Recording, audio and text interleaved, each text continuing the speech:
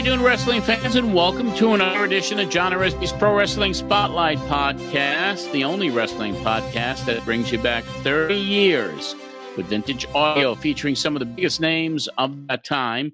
Pro Wrestling Spotlight covered all the news stories and breaking developments that happened in real time. And now we relive those moments and that history right here on this podcast. Today, we will review the Pro Wrestling Spotlight show, or Pro Wrestling This Week, as it was called, which aired on 1440 WNYG in Babylon, New York on Long Island, July 17th, 1993. I am now back from 30 years ago on the show from the Southeast Asia tour of the International Wrestling All-Stars. And we will talk about all of that here with Marsh in just a moment. I want to plug Patreon as I do each and every week. There's so much content up there now. I tell you each and every week for $5 a month to get you in the door. And that's even less than a Starbucks coffee a month. So just join us, patreon.com/John Arezzi. There are several different levels there for you, and the deeper you get into it, the more you're going to enjoy it. Patreon.com/John Arezzi. Let's bring Marsh on. Hey, there he is. Marsh, how you doing? I'm doing pretty good. High off the last episode. Yeah, totally. I mean, a lot of people have commented on that. Slam Wrestling did a whole front page story on it. So it's out there. People are digging it. And it was really good to see Todd on the episode last week. That was a good one. His book is out. It's doing really well. I ordered my copy on Amazon. Can't wait to read it. So, yeah, I think it's going to be a good one. And the video work that you did, the audio work, the editing, as you always do each and every week on our YouTube channel, really, really is enjoyable to watch. It was a really fun one to do. I love when guys like him pop up with like a book. Like when you came back with the book, it was also really cool. You started doing the rounds and you were on podcasts I listened to, and I was all like, I hadn't heard of you till the book was out. And I was like, who's this guy? And then the more you start reading up about guys like you and Todd Gordon, the names that weren't on the forefront, but were very much involved in the business, the most fascinating stories. So I'm excited about it. Well, him and Heyman, I mean, what they did with ECW is just phenomenal. I mean, the things that I did over the course of the last 50 years, it's been an interesting career in pro wrestling, which I don't really ever have considered, my full-time life, but it was certainly a large part of it. And today it is a large part of it, in addition to the baseball stuff that I do with John Gibbons. So, yeah, you did really good on that too. The baseball podcast is doing great. It's called The Gibby Show. It comes out every Monday. We've had some phenomenal guests on that baseball podcast. Don Mattingly, if you're a lifelong New York Yankees fan, he's a bench coach for Toronto. I couldn't believe you asked the question I asked you to ask him. I was like, ask about meeting Mr. Burns. And then at the end, you're like, did anyone tell you to shave off those sideburns?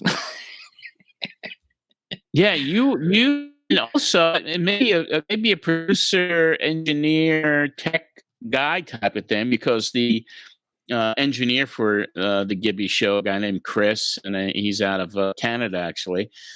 He said the same thing. You should ask him about that. So, and that really was a good question for Donnie, and it got more response when we played a little clip on Gibby's Instagram page. I think it got 22,000 likes or impressions, and so that was something that Donnie remembered fondly. But each and every week we bring on guests like that. It's almost like the show in a lot of different ways. We had Jim Palmer on. I don't know if you know who Jim Palmer is, but he was this legendary pitcher for the Baltimore Orioles. Actually beat Sandy Koufax in the '66 World Series, and he's a color commentator to this day for the Baltimore Orioles. One of the legendary pitchers, Hall of Famer. And I remember him mostly for the 1969 World Series when he played against the New York Mets. And my hero, Eddie Krampel, hit a home run for him against him in the third game of the World Series. And I did bring that up to him. And he goes, out of everything I've done in my career, that's the one thing I want to forget. Yeah. But each and every week we do the same thing there. It's the Gibby Show. It's on Mondays, but we're here to talk wrestling. I know that's what everybody wants to hear. So let's get right into it with our trip back from Southeast Asia. Yeah, you're back. You made it all the way to Asia and back again. Can you believe it? And no one died or went to jail.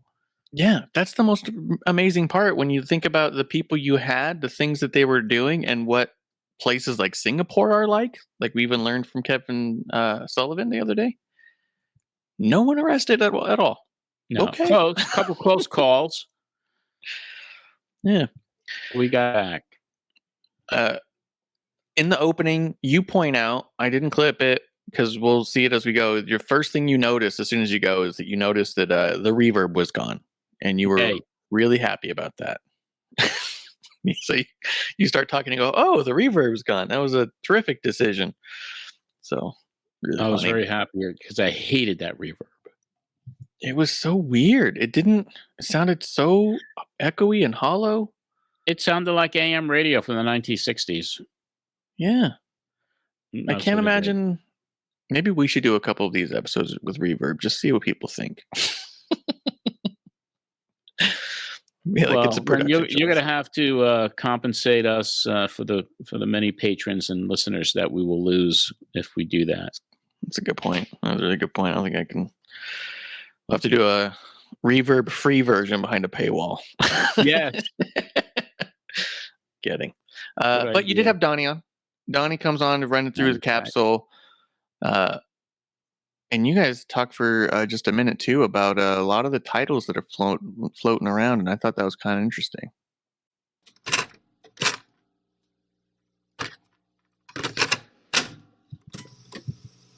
Good morning, John. Good to have you back. Well, it's great to be back. Studios here look like I never left. It even says, good or bad? Even says "Happy Birthday" up there, and big sign, "Happy Birthday." And is it your birthday, James? Not mine. We'll find out whose birthday it is before the end of the program, hopefully. I think I could have been up there since 1972. It looks a little faded. But anyway, Don, we are back here live in the studio, and of course, lots been going on in professional wrestling. And plethora of information, especially circulating around WCW. Two words come to mind, or I should say several words. Oversaturation, as they have 4 pay-per-view scheduled within 4 months between September and December.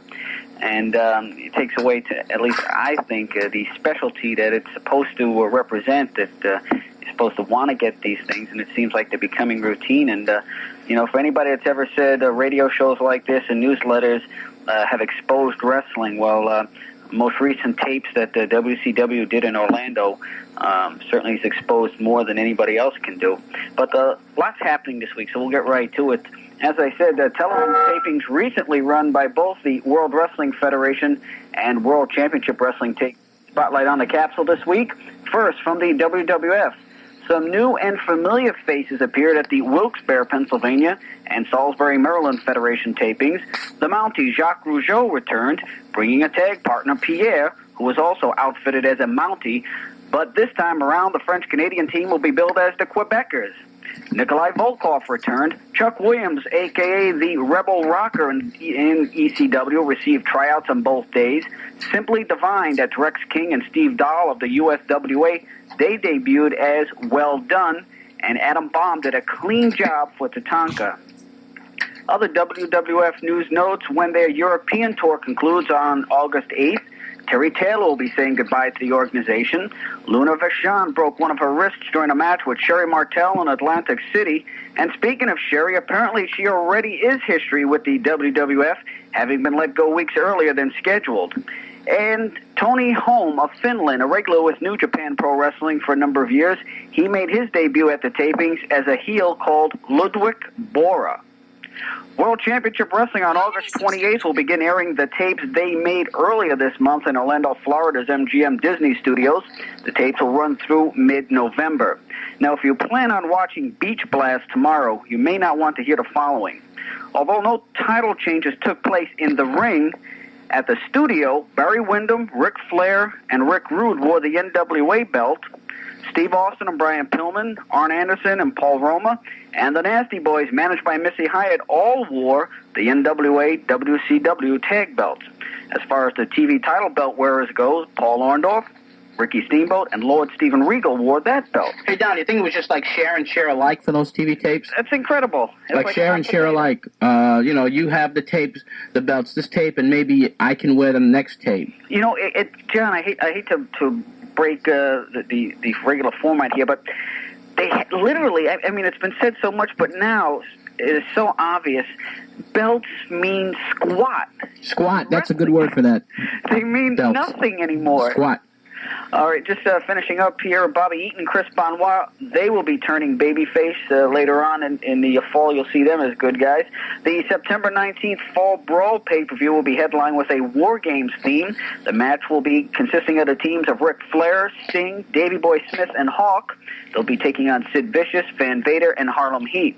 And looking ahead to October 24th, Halloween Havoc, expect a Big Van Vader, Cactus Jack headliner.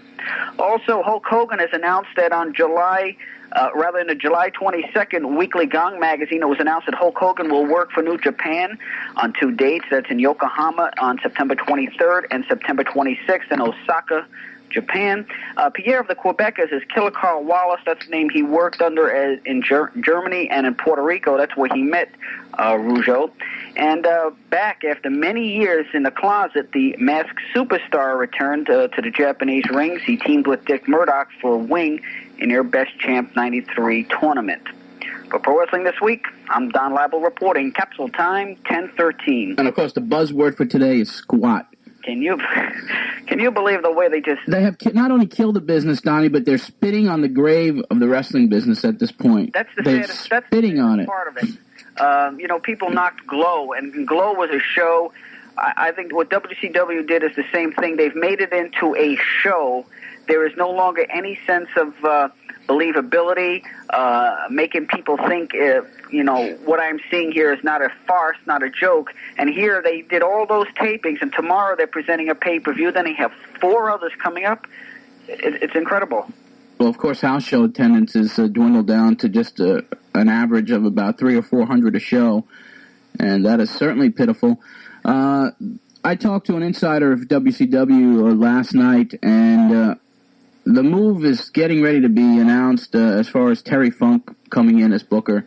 That was relayed to me last night, and it could be a good move, but just all the damage that has been done over the last, you look at it over a progression of things getting worse since 89, 90, 91, 92, but this year especially, I think there's more damage done in the first half of this year than all the 4 years combined. Interesting. Yeah, I guess because they were trying to film so many months in advance that belts were getting kind of passed around during the taping, and then they'd have to hand it back to the first person and try to remember what date was what. Is what it sounded like? Yeah. Just kind of crazy. I mean, the business was such in a bad place, and then doing all those shows in a row, taping months in advance, was just horrific.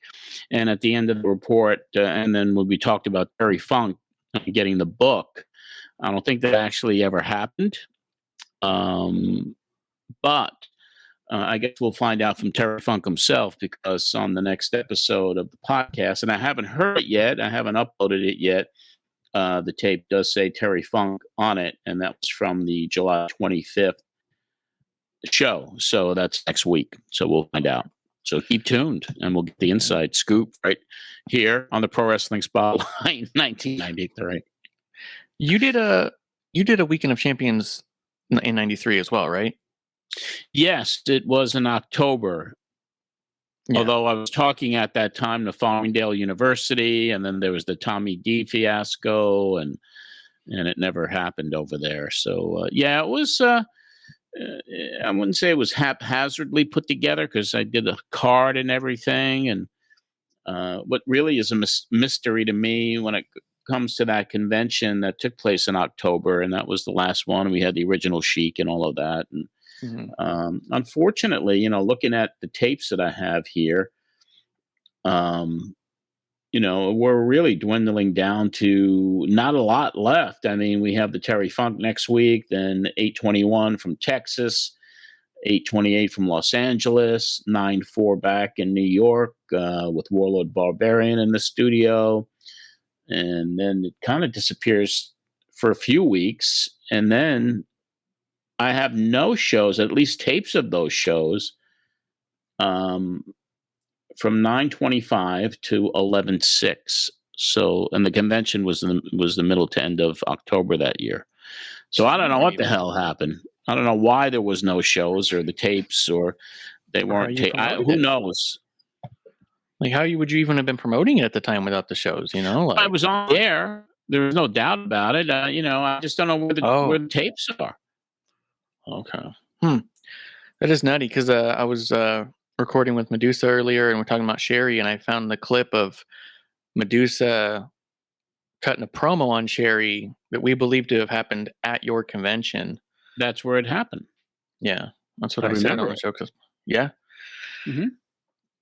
It was kind of cool seeing everybody start to crowd around because they were getting so rambunctious. Yeah. That was really cool. Yeah. Yeah. I mean, that was kind of, people were into it. Yeah. So anyway, there's mysteries that are upcoming on the tapes of the shows. And then then we disappear for, from November 93. And then we go back in August of 94. So, I mean, it is what it is. What can I say? It was the end. It was getting towards the end. Yeah. A little bummer. I was hoping to find out if you guys would have talked about it at all, if it was a big notable thing from the convention, because I don't know how much stuff happened at those conventions that were like outside of the Q&As and stuff that would have been like that rambunctious, Yeah. So. Yeah. There's handheld footage up there on YouTube and of the actual show itself. And it was, it was a good lineup. I mean, we had Conan, we had Jake, we had, Sullivan. The original Sheik was the headliner, really. That's cool. So, we'll be talking about it. But anyway, it's just kind of like at this point of my career back then that it was slowly, the blood was draining out of my body. Yeah. And I guess part of you had to be like, what am I even taping these for at this point? What am I going to be doing with this? Like it was kind of hard to see in the future as far as like the idea of the digital world. Yeah.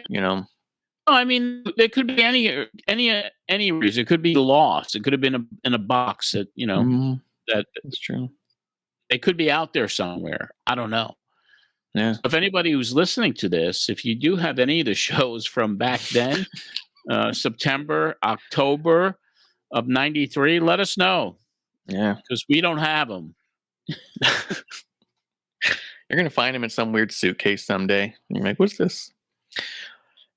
Let's see. After you ran an ads about the bowling alley appearances, which I thought was funny, you're like, we're going to do a bunch of appearances, and it was literally everyone from the IWAS tour. You basically just asked everyone if they were going to be in town and could do it.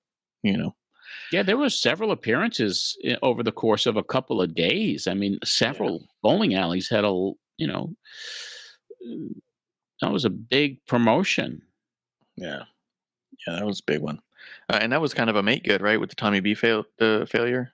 Yeah, and it might have been the end of the bowling league. I don't know if attendance was good, and that was also around the infamous, Jake, the hangover from the Jake Roberts appearance in LNS. Who knows? Well, this is you giving a rundown of how your show went in Singapore and about how you heard WCW might suddenly be semi-interested. Mm-hmm. Okay. Just about to light a cigarette. Back on the air. Bruce, thank you for bringing the mucus bucket over to us. These are necessary things now, John. We both... And a bib. A bib? Have you been throwing up? When you dribble and stuff. It's a different part of the world, obviously, we were in. And there were... The first thing is that we were told not to drink the water, which I think we both lived up to. Hard to brush your teeth without swallowing a little bit of it, though. Yeah, it is. But see, what I used to do is I'd open up a bottle of mineral water, at 133 and I'd pour that pesos, at 133 pesos per bottle. which is about 2 cents American. No, 133 pesos is a lot more. Oh, is it? Yeah, you're brushing your teeth with $4 water. I hope it tasted good, John. Very refreshing. But overall, Bruce, for me personally, going on this tour, I think I always thought I knew about the business, the wrestling business, but you don't really know until you're actually on a tour like this. We discussed this. I thought that it would be go do a match and then go back to the hotel and have some fun. Well, it was anything but that. People asked me if I enjoyed the trip, and I did enjoy the trip. However, I enjoyed the experience more than I enjoyed the trip. In other words, it's totally different than anything you live by over here, the experience of it. As far as, there was a lot of work. We worked And 14, 15 hours a day sometimes. Yeah. And that's a lot of work. It wasn't as much enjoyment. It's not like going on a vacation. We did not go on a vacation, sit around by the pool, and catch suntans all day. We did a lot of work, and we had a lot of work accomplished. Yeah, there was the biggest thing that really impressed me was the way the media treated wrestling there. In Manila and not necessarily in Cebu, because I don't know if there's even a newspaper in Cebu City. But in Manila and in Singapore, the media and the sports pages, we were covered in the sports pages every single day. Just like baseball is here. The results, what happened at the matches, synopsis of the matches, and also just on the front page of the papers, photographs. One day it was a picture of the president of the Philippines and the Mexican midgets, which was great. So the media, all the TV and the radio and the print media, all came out in droves to cover it. There were feature articles written about us, and I guess what I expected, maybe not as soon. The promotions here have certainly gotten wind of what happened over there. We were not selling out. We didn't sell out any of the venues. However, we were in Manila at the same venue for 7 shows in the same place, which is unprecedented.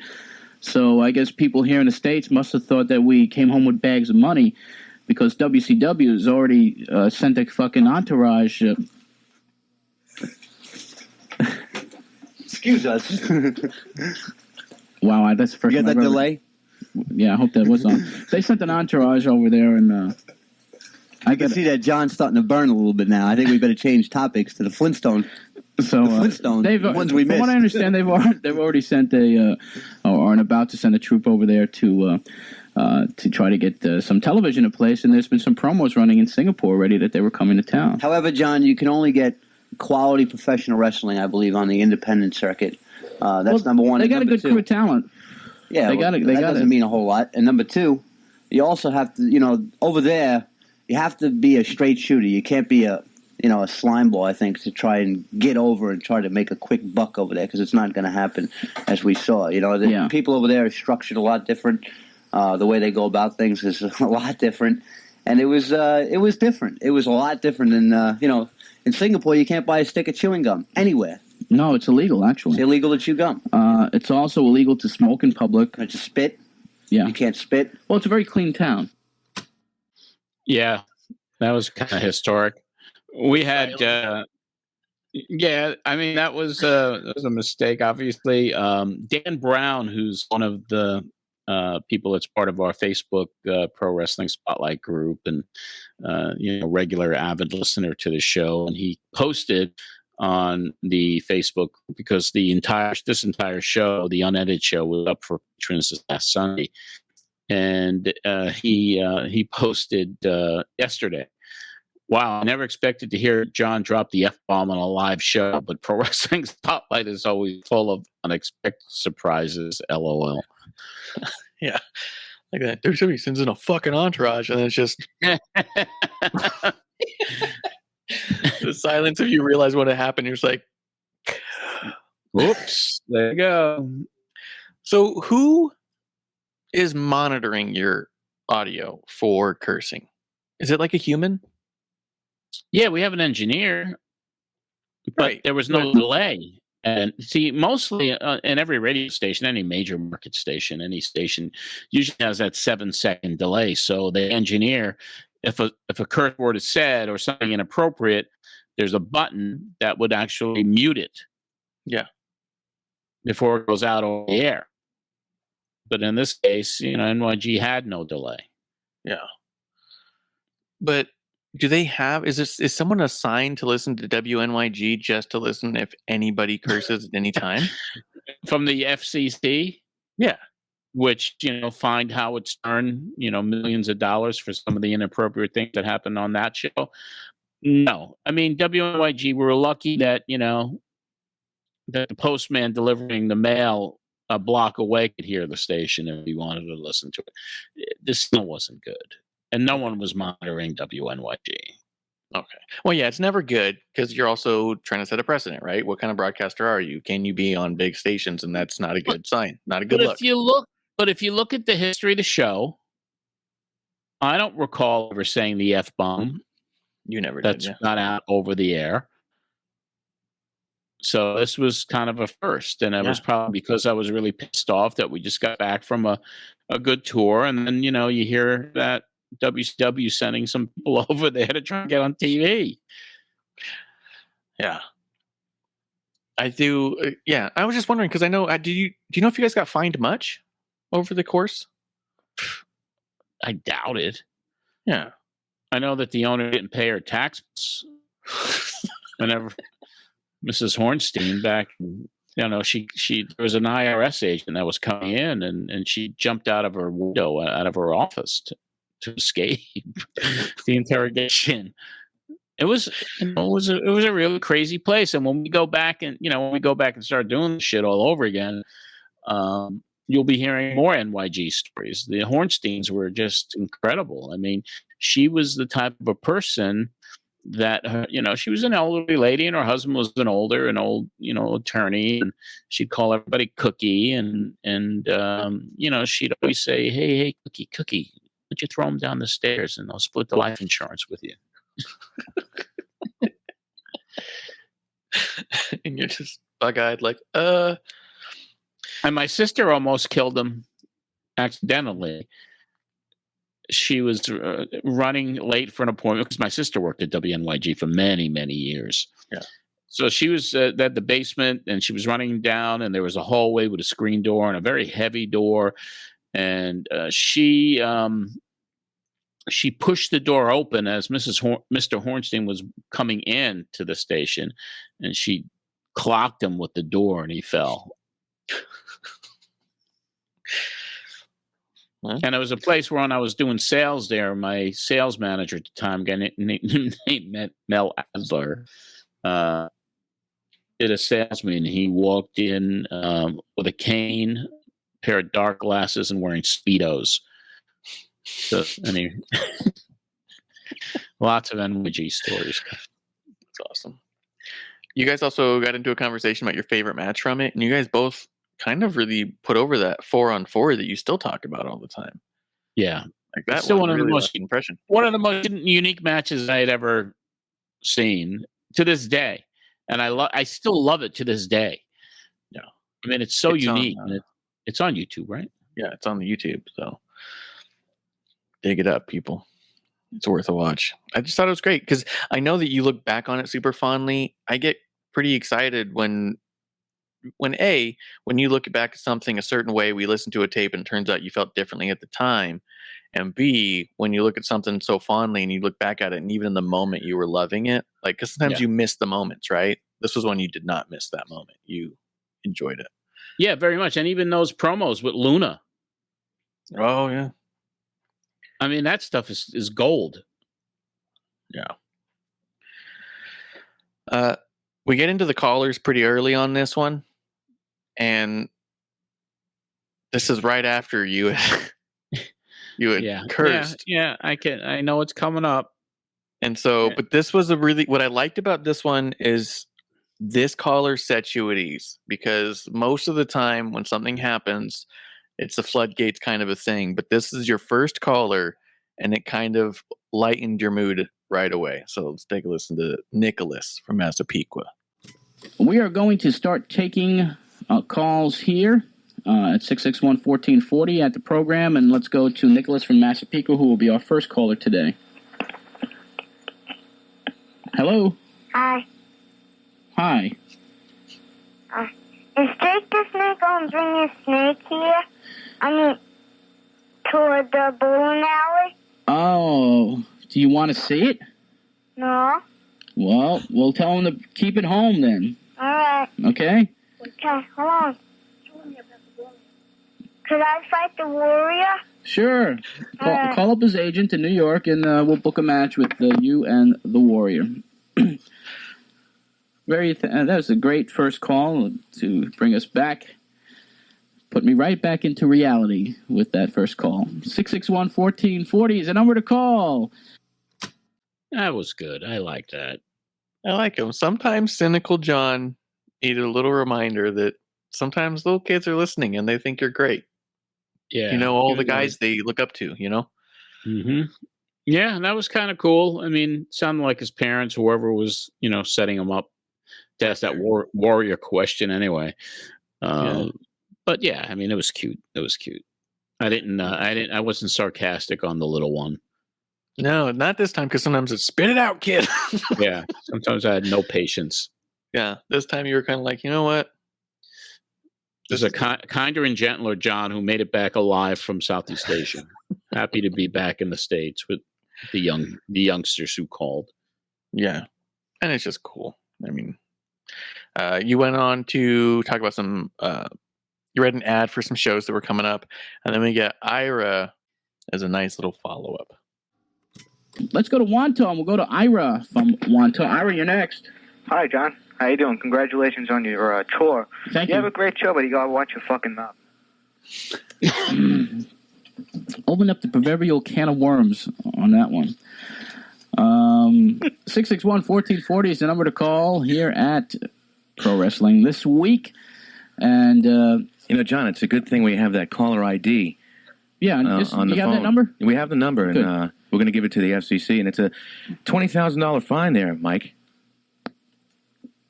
Okay, 661-1440. You've heard the warning. If you do want to call in and act smart or act wise or be immature, do so at your own risk. 661-1440. I love the moment of frustration you hear. You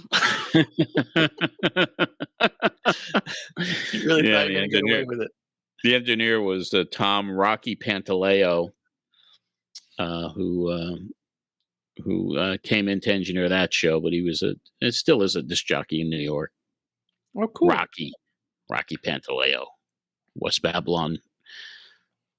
That's cool. Yeah, you actually made mention of it. He was. I think we have the clip at the end where you're saying thanks to everybody who was doing it. That you were asking if it was a one-time deal or not, and it was. And you're like, that's a shame because you really enjoyed him.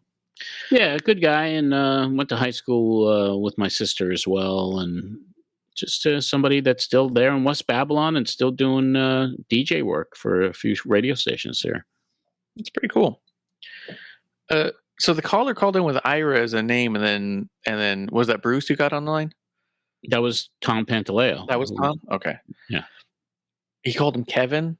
Do you think caller ID popped up the name and he wanted to spook him? There was no caller ID. All right. There was an old phone with a couple of lines. I'm sure there was no caller ID, and he was making it up. Just trying to spook him. All right. It was a step above ham radio. NYG was. Yeah, that's true. It was EVD that was the big one. So let's see. On this one, we got Nicholas, a different Nick, calling in about the trip, asking about your tapes, and also Mickey B walks by. So I kept that in there as well. Cool. Let's go back to the phones at 661-1440 on the program and speak to Nick. Hello, John. Hello, Nick. How are you? Okay. What's happening? How was your trip? Oh, the trip was very good. Very exciting.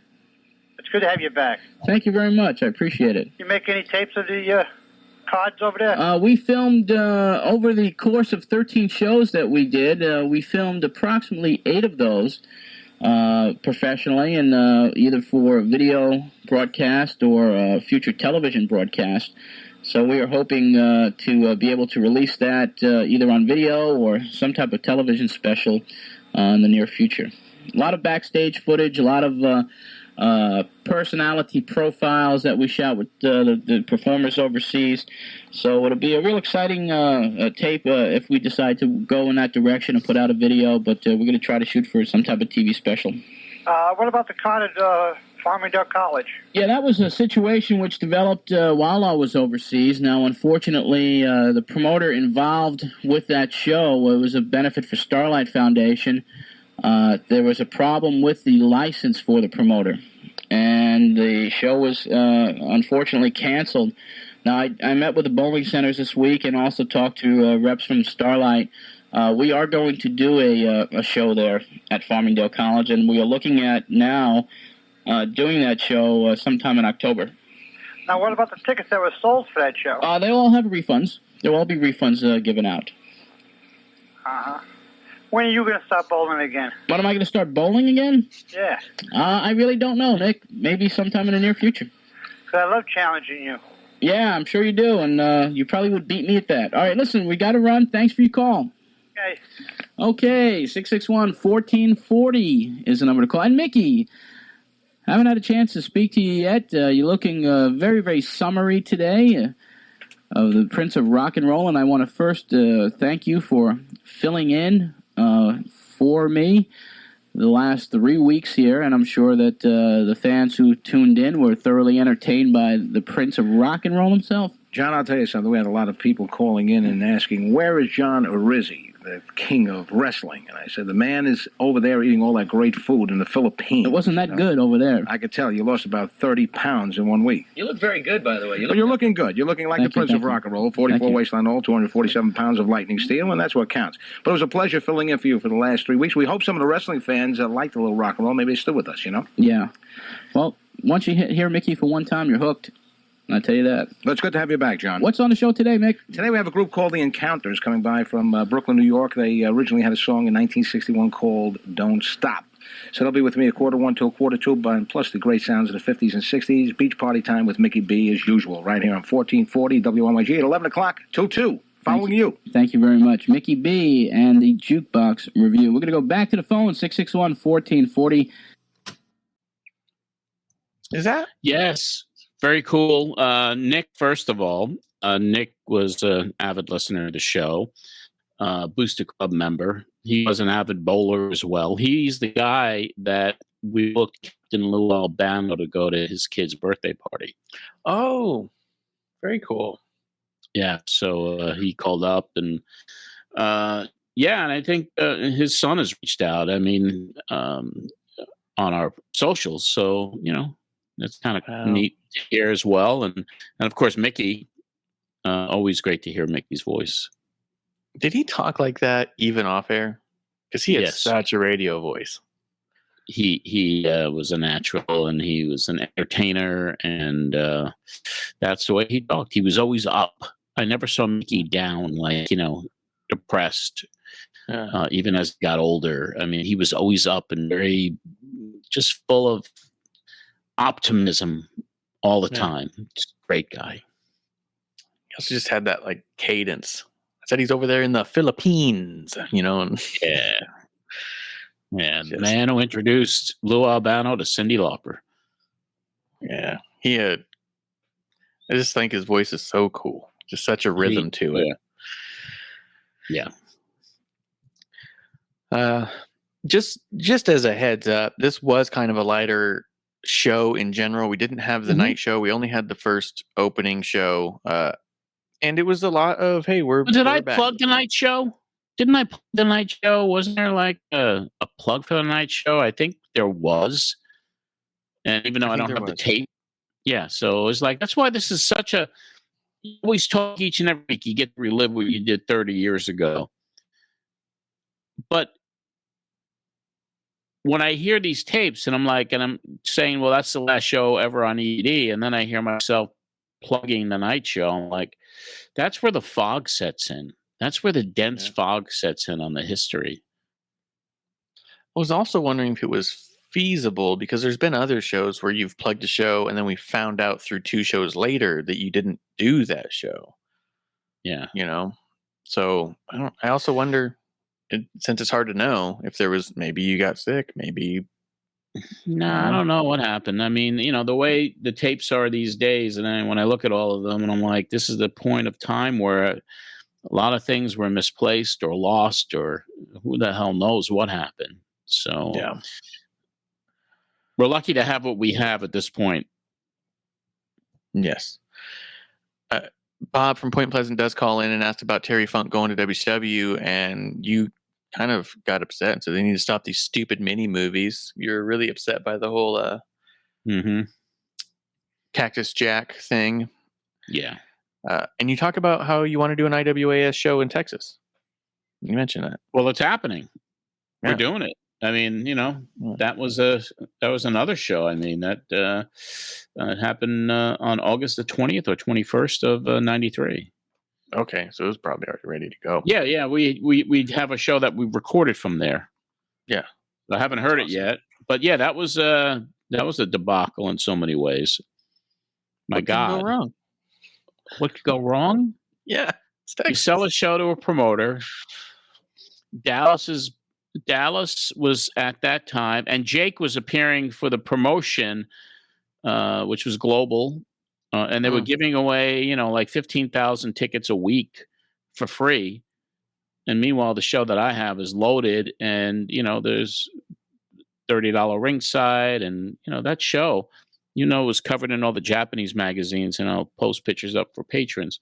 That was a show that only, I think, 300 people attended in this big arena, and unfortunately, the woman who bought the show, she lost a ton of money. Damn. Yeah, it was bad. It was actually, because we got all our deposits, and then the day of the show, she wanted to cancel it while everybody was there. So if it wasn't for Kevin Sullivan there with me, and Donnie was there, and talking to her about how, this would really, this would not be a good thing for anybody if the guys don't get paid. And she came up with the cash for the second half of the deposit, the balance. So everybody got paid, but she lost a ton of money on it. That sucks. Yeah. And then of course I got blasted again in the Pro Wrestling Torch by Bruce Mitchell after that show happened. like it was intentional on my part. Yeah. I gave her a loaded show. I had Cherry Martel, Woman. I had, we were doing interviews. We got in a week early, and we're just going to all the radio stations, me and Cherry Martel. And anyway, we'll be talking more about it, but it was wild. Bruce just waiting for anything to... And that's where I met JBL for the first time. Oh, no kidding.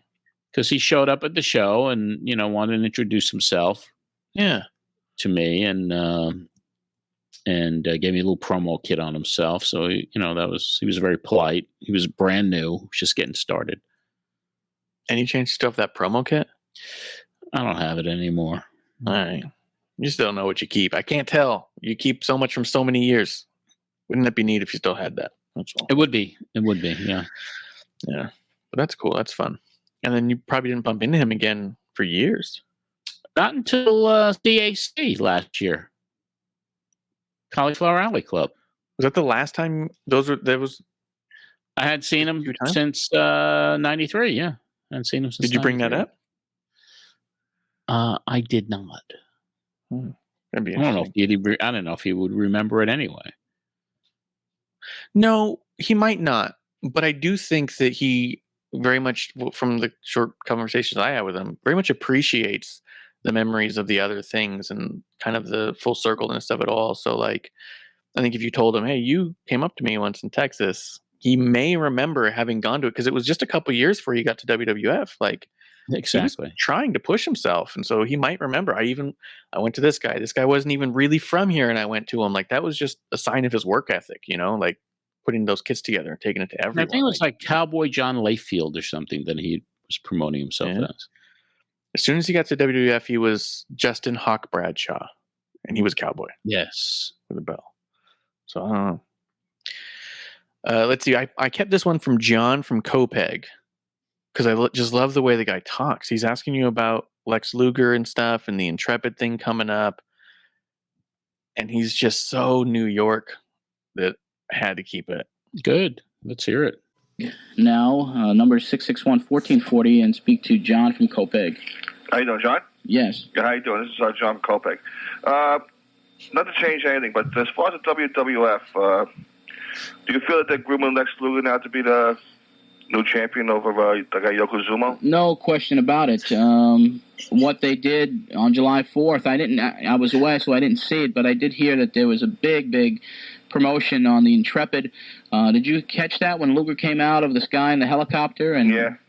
How did that go over? I haven't had the opportunity Very to see good, that. but it was, it's a surprise the way he did about, he gave him the elbow to the head, and then, he slammed, and it was all controversy over as usual. Yeah, but I know Luger will be at Monday Night Raw this Monday night, and they have turned his character babyface, and they're going to try to make him now the replacement for Hulk Hogan, and they've put him on a tour bus, and he's going to be touring like 40 cities over the next 30 days leading up to SummerSlam. I believe they will announce on Monday Night Raw Monday that he will take on Yokozuna for the title. So. Yeah. Okay, John. Thanks for your call. Thanks for calling. Okay, thanks for calling. Thank you for your call. 661-1440 is the number to call here at the program, and we have approximately another 10 minutes to go here, and then we will wrap it up for today. And glad to be back in the driver's seat here at WNYG.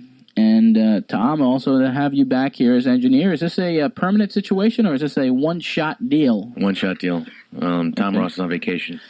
Bruce's malaria is coming back in the background there, as you can see. You okay, Bruce? He's okay. Okay. He's coughing up some lung over there. He's all right. Yeah, I've been doing that all week myself. But, Luger's situation is one where can he carry the ball? Can he succeed in what they're planning for him? And, it's a situation where who else are they going to turn to?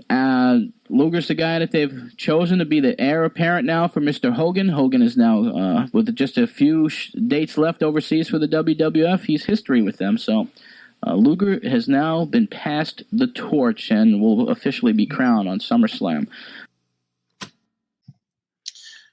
Yeah, looks Luger. He's going to beat that Yokozuna. Yeah, thanks for calling.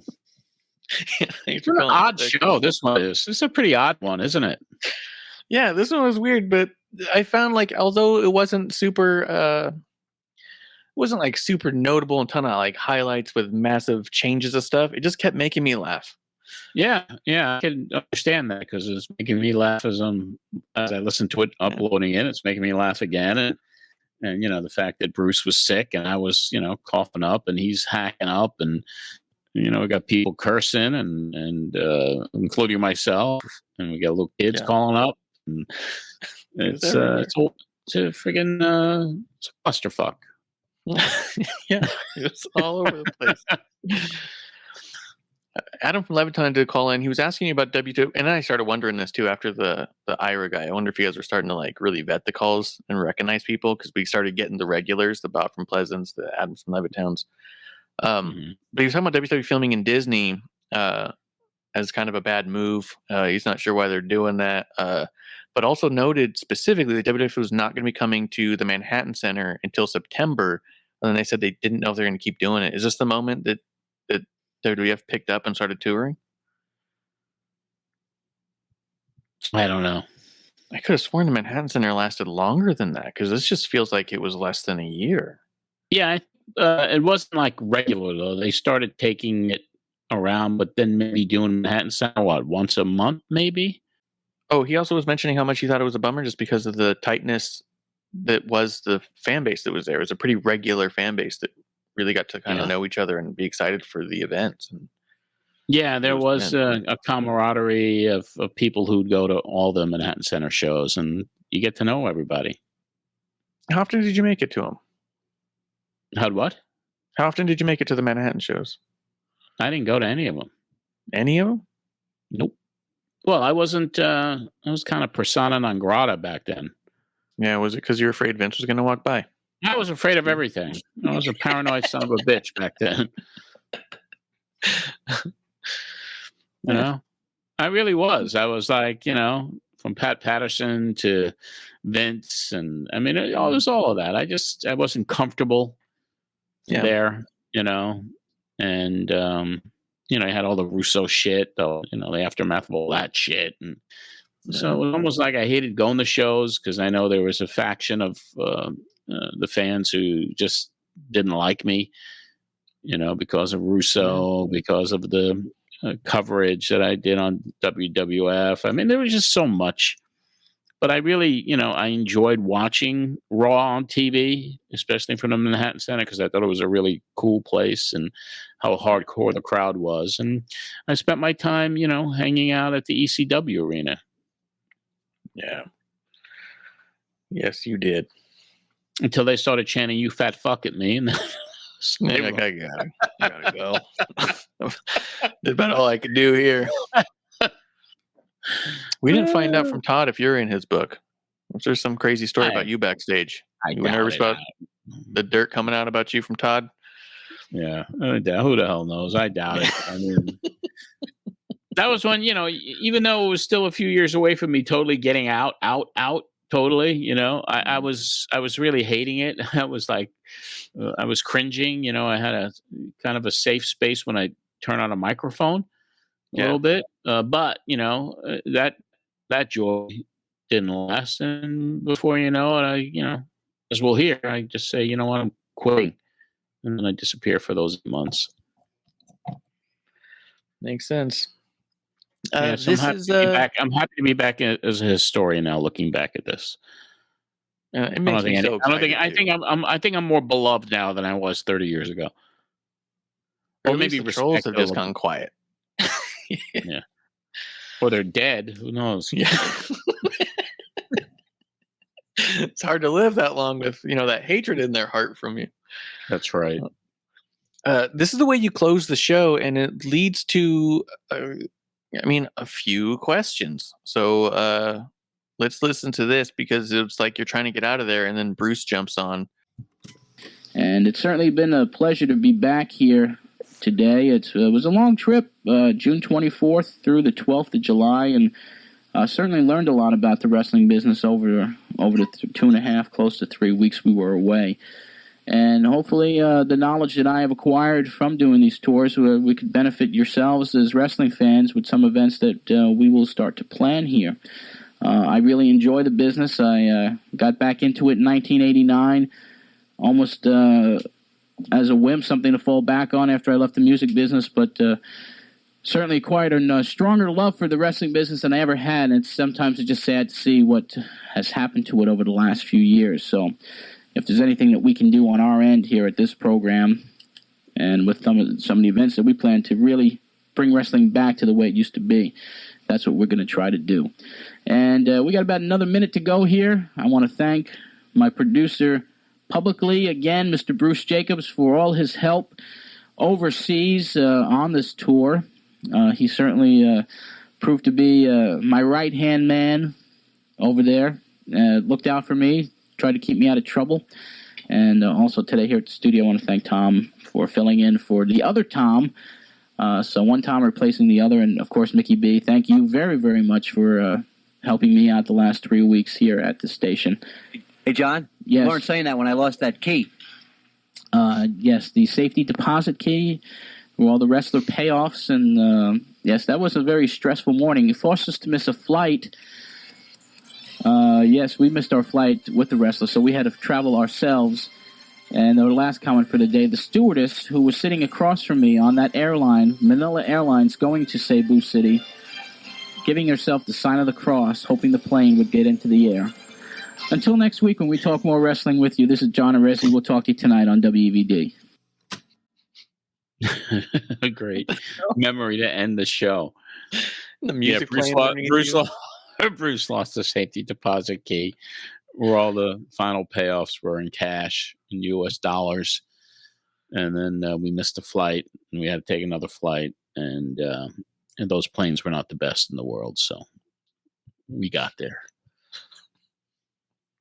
Was that wasn't home? That was just from one country to another? We were there, yeah. That was Manila. We were probably heading, I would guess, to Singapore. Or was it Manila to Cebu City, or from Cebu City back to Manila? Something like that. Something I don't really recall, but I know I was pissed that he misplaced that key where all the money was. Do you remember him coming up to you that he didn't have that key? Yeah, I wasn't happy. I remember not being thrilled about it. Yeah. Any chance you remember where it ended up? Was it like one of those things where it's just in the wrong pocket? I don't know, man. I don't remember. It was not, it was like it was a flash when I heard the show, and I was like, yeah, shit, I remember it. That there was a lot of anxiety. Yeah. And Bruce was running around like he was, 90 pounds soaking wet anyway. And he was already being intimidated by Barbarian the whole, his nerves on edge. I mean, Barbarian, he was ribbing Bruce the whole time. Like, come sit on my lap, Brucey. Barbie like you. And pure rib, So it's going to be interesting to have Warlord and Barbarian in the studio in one of the upcoming shows, and see what that reunion is between Bruce and Barbie. That's so good. That's awesome. And then you just remember looking over at a flight attendant, just panicked. He was doing a sign of the cross, not happy. And that was like a flight attendant. Yeah. And you're like, this is great. This is gonna be great. Here we go. Yeah. I mean, plane rides are scary sometimes. Yeah. What was the scariest plane ride you ever took? I remember there was one we were taking off specifically because I remember that there was a woman next to me who was nervous about flying, and I'd flown a lot as a kid. My parents were split, and I was back and forth kind of a deal.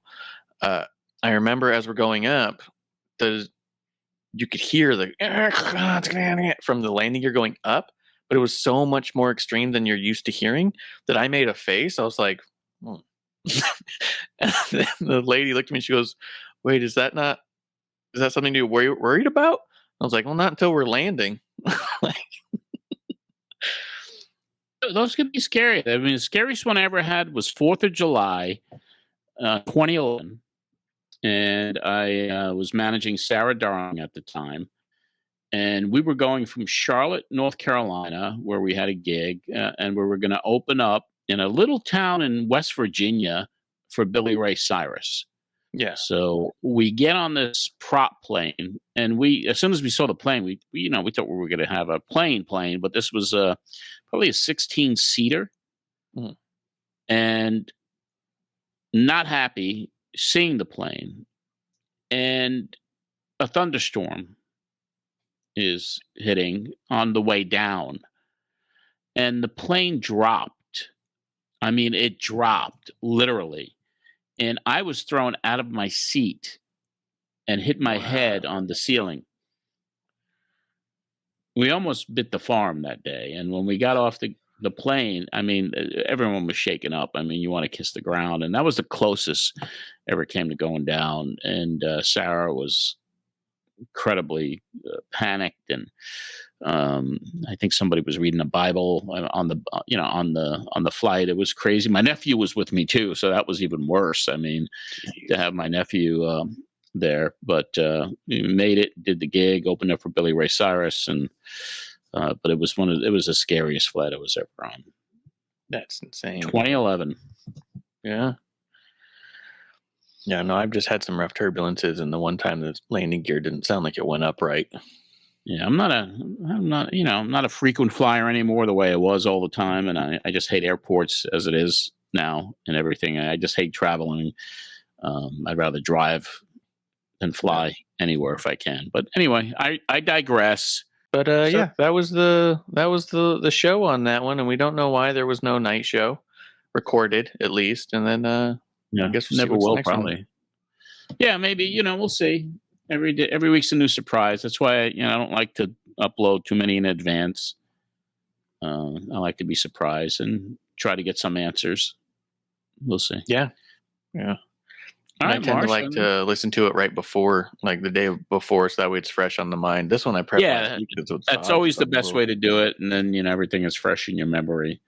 But so I know you're really busy. The Medusa stuff is up. You told me about a great episode you guys just did, reminiscing about Sherry Martel. Yeah. So we got there's Sherry a lot of Martel good stuff conversation coming out. coming out. We started doing some watch-alongs. We had Rock and Robin on and watched some stuff that's coming out. So it's pretty cool, pretty fun. So youtube.com/Queen of Carnage. Check that out. Yeah, so we look forward to getting Medusa back on this show. You know what we should do? I mean, we got to talk to her because that Howard Stern appearance that she did, when we were promoting the convention, it was a week of the convention. Maybe that's a good time to bring her back.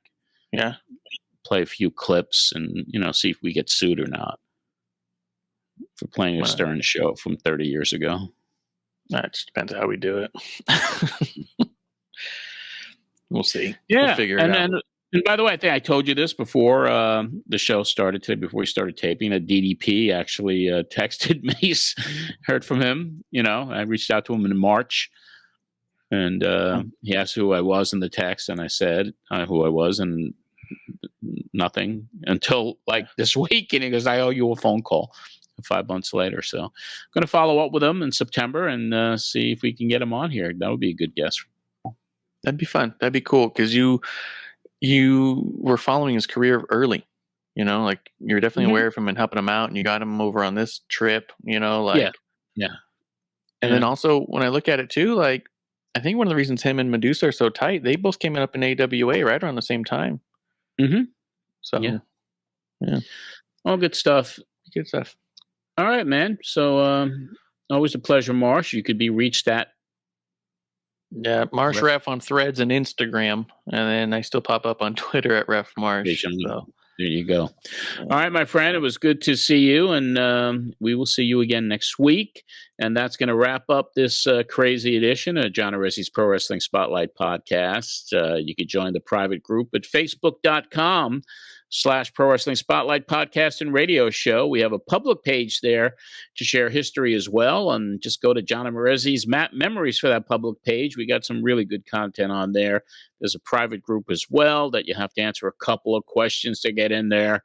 So that's on Facebook, Twitter at John Arezzi, Instagram at John Arezzi, Threads at John Arezzi as well.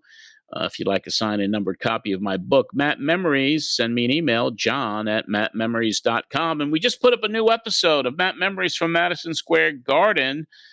And that one is covering the July 23rd, 1973 show with special guest referee in the main event, boxing immortal Joe Louis. And he was officiating the return match between champion Pedro Morales and George the Animal Steele. I have footage of that match, as well as it was Freddie Blassie's last Madison Square Garden show until his return as a manager in 1974. However, on July 23rd, 1973, he faced Victor Rivera, and I have footage of that too. And patrons are going to be able to see both those matches if you're a member at patreon.com/John Arezzi, in the level that gives you access to those 8mm films. So check it out. And check out the audio. Map Memories from Madison Square Garden, wherever you listen to your favorite podcast. It's co-hosted by Tim Poutre, written and researched by my good friend Richie Garcia. I want to thank our producer and creative director, Marsh, and also our Patreon executive producers, Anthony Pyrus and Joe Holloway. And for each and every one of the patrons for your support helping with the production costs for this program.